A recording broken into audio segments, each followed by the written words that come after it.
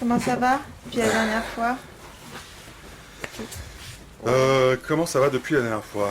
Fatigué, j'arrive à mieux dormir.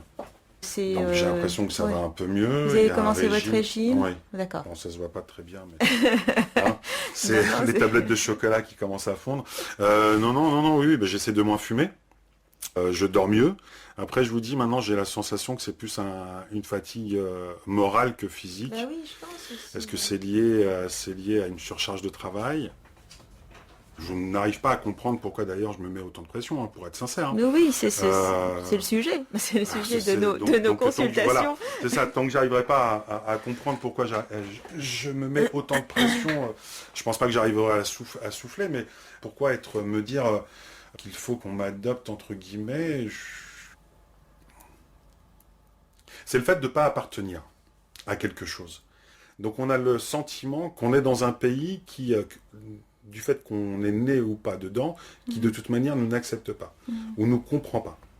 À 10 ans, j'ai été attaqué par des jeunes gens qui avaient 18 ans, de mémoire, hein, en tout cas qui étaient beaucoup plus âgés, où j'étais littéralement tabassé voilà, dans mon quartier où on me disait sale bougnoule. Le premier terme bougnoule, je ne connaissais pas. Chez moi, c'est quelque chose on avait entendu parler de melon, parce que d'origine algérienne, il y avait cette histoire avec la guerre d'Algérie, etc. Même si effectivement j'ai vécu dans une famille qui était protégeante, entre guillemets, et qui a toujours véhiculé une image, ou en tout cas comment dirais-je, une philosophie de l'être humain Mhm, ouverte, etc., mhm, etc. Je veux dire, il y avait toujours l'extérieur qui me rappelait. mhm, L'extérieur, ça va être à 14 ans, enfin 13-14 ans, quand vous sortez pour la première fois avec une jeune fille, vous prêtez pas attention à de quelle origine, et voilà, c'est juste mhm. parce qu'il y a quelque chose qui s'est produit. Et puis vous avez quelqu'un du force de l'ordre qui vous enlève violemment la main et vous brusque en vous disant toi tu restes là, la jeune fille elle rentre chez elle, tu n'as pas à sortir avec une Française. Ça commence par ça. Après À c'était 14 ans. à 14 ans. Mais vous On- réalisez quand même que ce sont des traumatismes. Ce sont des Mais c'est pour traumatismes cette raison, je pense d'enfance que et de... quelque part, je me suis toujours forgé Voilà. cette envie de Mais ce sont montrer que des j'étais. traumatismes, j'insiste sur le terme, pour que vous réalisiez que ça laisse des traces adultes et que vous... il y a un cheminement justement pour réparer ces traumatismes. Je veux dire, ça n'est pas banal. Ça n'est pas banal. Mais la question est là, c'est comment, parce que j'en ai conscience, enfin, j'ai gentiment, je suis quasiment sûr d'en avoir vraiment une conscience pleine. Mais comment réparer ou Hmm. comment faire, moi je n'y arrive pas. À chaque fois qu'il y a une élection présidentielle, Mhm. on ne peut pas ne pas se sentir différent. À Hmm. longueur de temps, on Et est qu'est-ce que ça obligatoire. vous fait Oui, c'est quelque chose qui est fort parce que vous allumez la télé Mhm. et paf, il y a quelque chose qui vous touche obligatoirement. Et comment ça vous touche? C'est ça Ah, qui c'est très. m'intéresse en tant que psychiatre, parce que Moi, ça me pèse beaucoup. C'est-à-dire que oui, je le sens bien, je le sens bien. je ne peux pas m'enlever ou en tout cas m'extraire des Mhm. médias, par exemple. Mhm. Je m'énerve contre la télé. Je parle souvent aussi, comme si j'étais invité sur le plateau, en argumentant. Ça fait des nœuds dans l'estomac parce qu'on se sent encore rien, en fait. C'est ça la question, c'est la situation, enfin ma situation moi, en France, c'est que j'ai l'impression de me sentir rien. Comment se sentir dans une cité dans laquelle, à longueur de temps, on vous dit que vous Mhm. n'appartenez pas à cette cité? Quand vous dites je ne suis rien en France, c'est que vous ne trouvez pas votre place en France, vous cherchez votre place au travail, vous cherchez votre place en tant qu'individu, et en fait, dans la vie, il est important de trouver une place. Et c'est peut-être derrière ça que vous courez aussi. Oui, là, ça fait résonance, là. Quand j'étais adolescent, j'ai jamais réfléchi avec qui j'allais me mettre en ménage. C'est-à-dire que vous tombiez amoureux, tout se Mhm, passait bien, il n'y avait pas une couleur de peau, pas d'origine, mhm. pas de nom. Et puis quand je suis revenu des États-Unis, donc j'ai divorcé, j'étais avec une normalienne, où j'ai eu du mal un peu à trouver ma place. Par rapport à Pas elle ou... spécialement à elle et sa famille, parce que elle sortait du lot, et donc sa proche famille, c'est-à-dire père et mère, m'ont accepté, hein. Mais sa famille plus large, Mhm. non, on va pas retenir votre prénom, par exemple, Kamel, lors des réunions. Moi, on m'appelait Chamir pendant très longtemps.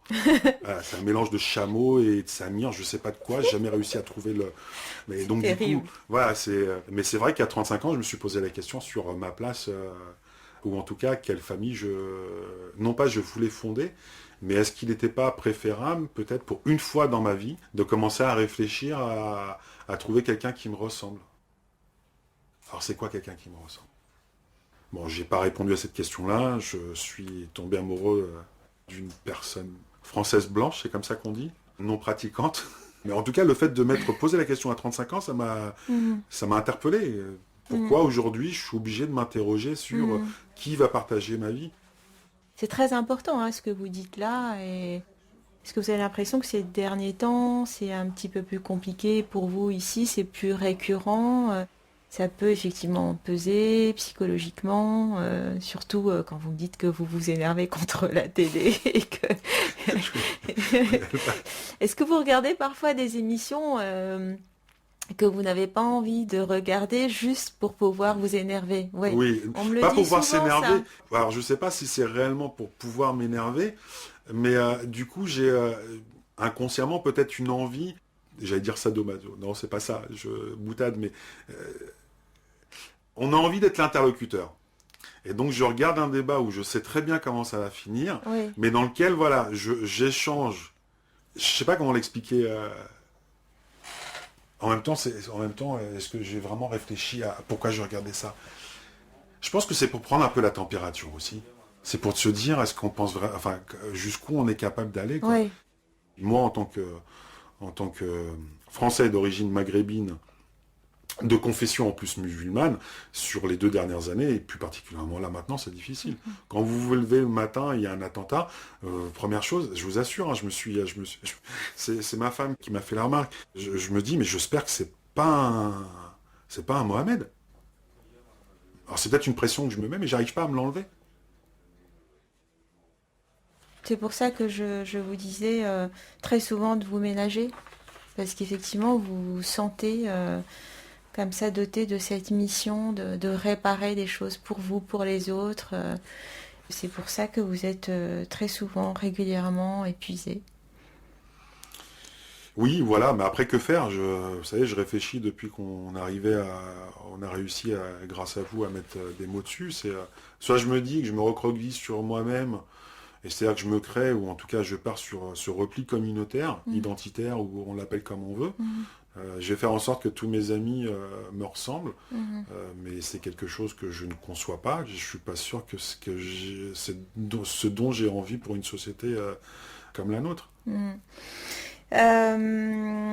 Je pense qu'on a terminé. En fait, moi, je trouve qu'au niveau de la dépression, et ça fait un moment que vous allez vraiment mieux, hein. Donc, je pense qu'il faut vraiment maintenir le traitement.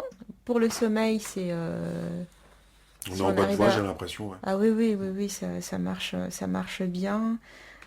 Ok, je pense que je vous ai donné votre ordonnance la dernière fois, hein. Oui. Ouais. Non. Ah, ok. Eh ben, Non, parce qu'il m'en reste encore. Je dois vous en faire une ou Oui, vous je veux avez... bien, oui, s'il vous plaît. Ouais, ok, ça marche.